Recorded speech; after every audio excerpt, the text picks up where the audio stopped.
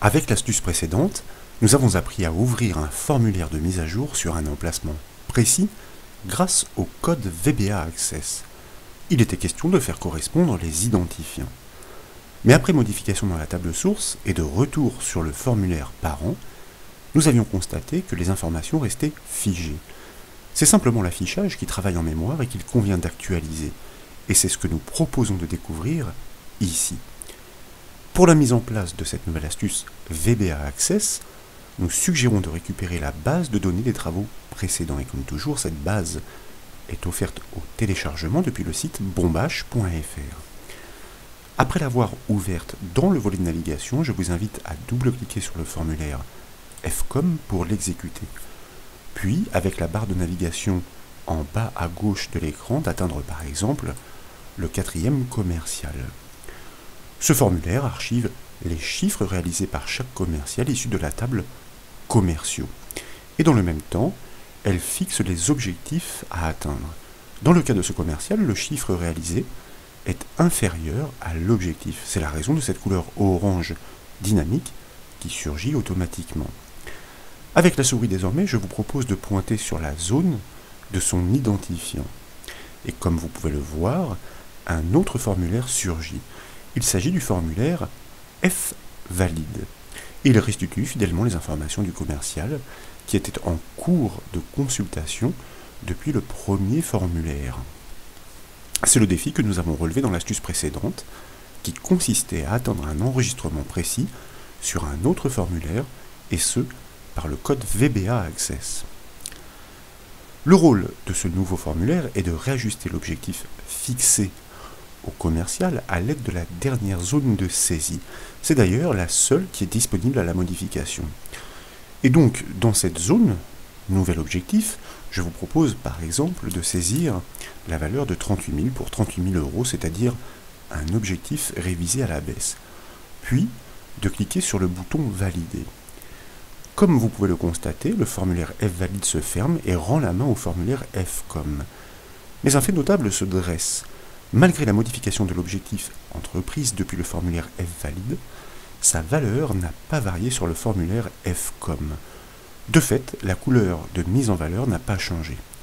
Pourtant, la mise à jour a bien été effectuée dans la table commerciaux. Vous pouvez le vérifier en l'ouvrant en mode feuille de données. Mais il existe un moyen encore plus simple.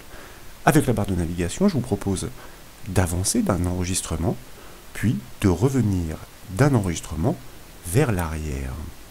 Cette fois, comme vous pouvez le voir, tout rentre dans l'ordre. C'est simplement l'affichage qui n'avait pas été réactualisé.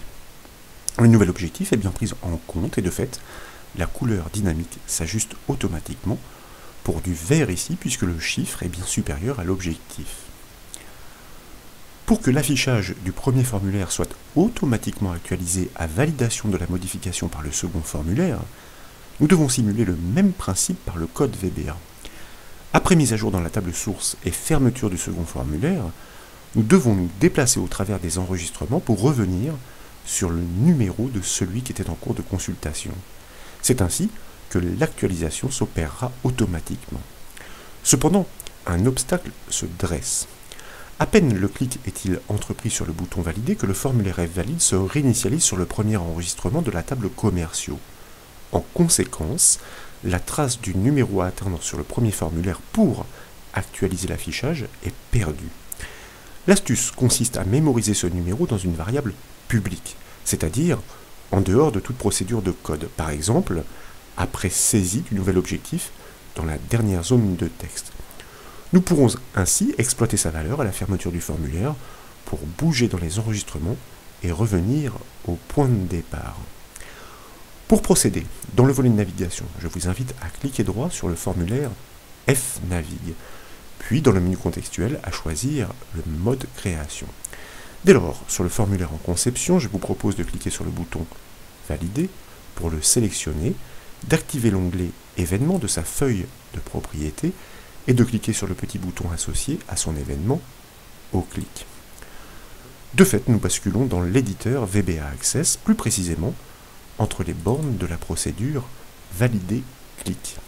C'est ainsi que nous avons le plaisir de découvrir le code VBA qui se charge de ces actions au clic sur le bouton Valider. Tout d'abord, la méthode setWarnings de l'objet VBA d'OCMD permet simplement de neutraliser les messages d'avertissement d'Access, étant donné la mise à jour entreprise dans la table source. Ensuite, et si la zone du nouvel objectif porte bien une valeur, envel obj différent de guillemets, nous exécutons la requête de mise à jour rmodif. C'est elle qui prélève la donnée du nouvel objectif fixé pour l'actualiser dans la table source sur l'enregistrement du commercial concerné. Ensuite, et très simplement, nous fermons le formulaire grâce à la méthode close de l'objet d'OCMD.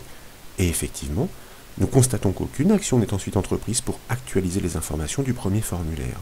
C'est la raison pour laquelle, en haut du code, plus précisément sous l'instruction option compare database, eh bien je vous propose d'ajouter une déclaration publique d'une variable que nous nommons num pour numéro, et que nous typons comme un anticlassique, c'est-à-dire un integer. Grâce à cette variable, nous allons pouvoir prélever le numéro de l'enregistrement actif et le transmettre de procédure en procédure. Pour cela, tout d'abord, je vous propose de revenir sur le formulaire fvalide, de cliquer sur la dernière zone de texte, qui se nomme au passage envel obj, comme nous l'avons déjà annoncé, puis dans l'onglet événement de sa feuille de propriété, nous allons cliquer sur la zone de son événement après mage pour pouvoir ensuite atteindre le petit bouton qui se propose à son extrémité droite. Et dans la boîte de dialogue qui suit, nous choisissons le générateur de code que nous validons par double-clic ou encore par le bouton OK. Nous retournons donc dans l'éditeur VBA Access, mais cette fois entre les bornes de la procédure événementielle envel obj after update. Son code se déclenchera à validation de toute nouvelle saisie dans cette zone. Et dans les bornes de cette procédure, eh bien, il convient de prélever en variable publique num la valeur de l'identifiant en cours pour le commercial avant modification. Donc, nous affectons la variable num à la valeur qui est contenue dans le premier champ, qui au passage se nomme com_id. Par voie de hiérarchie, nous devons passer par le formulaire, mi désignant l'objet actif, en l'occurrence soit le formulaire actif, fvalide. Nous pouvons descendre jusqu'à ces objets enfants pour pointer sur son contrôle com_id, et grâce à la propriété value, nous accédons au contenu de cette zone d'identifiant pour le prélever et le stocker dans la variable publique num, donc qui va porter cette valeur une fois encore bien pendant toute l'exécution, c'est-à-dire au-delà de la portée même de chacune de ces procédures événementielles. Nous devons maintenant exploiter cette valeur publique pour réaliser des déplacements au travers des enregistrements du formulaire parent, le formulaire fcom.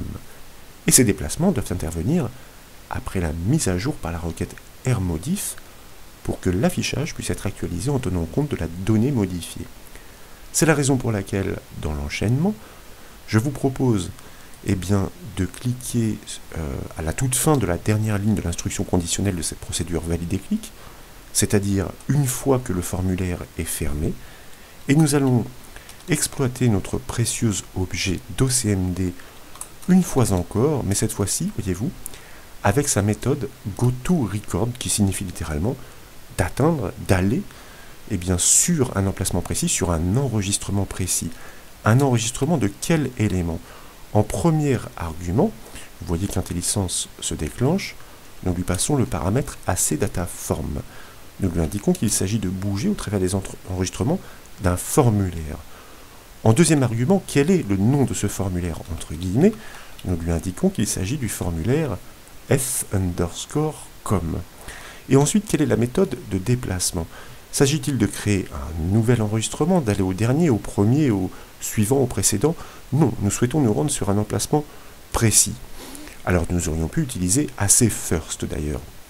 Mais qu'à cela ne tienne, cette méthode est intéressante pour dire que nous bougeons par exemple sur le premier enregistrement comme nous pourrions nous rendre sur le 8e. Et vous allez voir que cette méthode s'avère précieuse et inévitable pour la seconde action. Nous engageons un nouveau déplacement sur ce même formulaire, mais cette fois-ci pour atteindre l'enregistrement qui était en cours.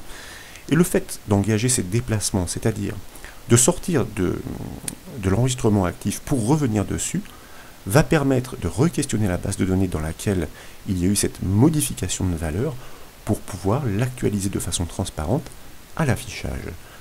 Pour le constater, je vous propose d'enregistrer les modifications, de revenir sur le formulaire FCOM, cette fois-ci qui est toujours en exécution, et puis d'atteindre un autre commercial, pourquoi pas le 8e, c'est un exemple, une suggestion, de survoler la zone de son identifiant pour faire apparaître le formulaire F-valide.